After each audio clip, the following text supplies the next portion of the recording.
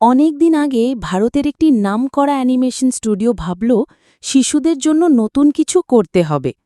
Tom and জেরির মতো মজার দুষ্টমি, কিন্তু একেবারে নিজের দেশের স্বাদে। তখনই জন্ম নিল আইডিয়া হানি বানি কা ঝোলমাল।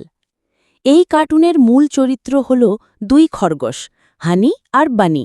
দেখতে তারা অনেকটা একই রকম হলেও স্বভাব আলাদা। হানি একটু বুদ্ধিমান, বানি আবার দুষ্টু আর সবসময় হাস্যকর কাজ করে বসে। তাদের সাথে আছে দুই বন্ধু, জায়েজ আর জিং।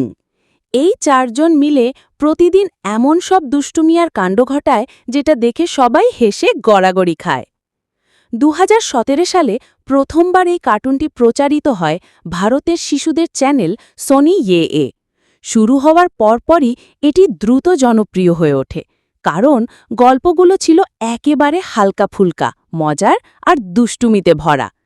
কার্টুনটির নির্মাতারা চেয়েছিলেন এমন কিছু বানাতে যা দেখে শিশুরা পড়াশোনার চাপ ভুলে হাসতে পারবে, সময় কাটাতে পারবে আর পরিবারের সবাই একসাথে উপভোগ করতে পারবে। সেই কারণেই হানি বানি আর তাদের বন্ধুরা কখনো মারামারি না করে সব সময় মজার কাণ্ড কারখানা দেখায়। আজকে শুধু ভারত নয়, বাংলাদেশ সহ আরও অনেক দেশে হানি বানি শিশুদের কাছে প্রিয় কার্টুন। হাসি, মজা আর বন্ধুত্বের মিশেলে এই সিরিজ প্রমাণ করেছে কার্টুন মানে শুধু গল্প নয়, এটা বাচ্চাদের সুখ আর আনন্দের সঙ্গী।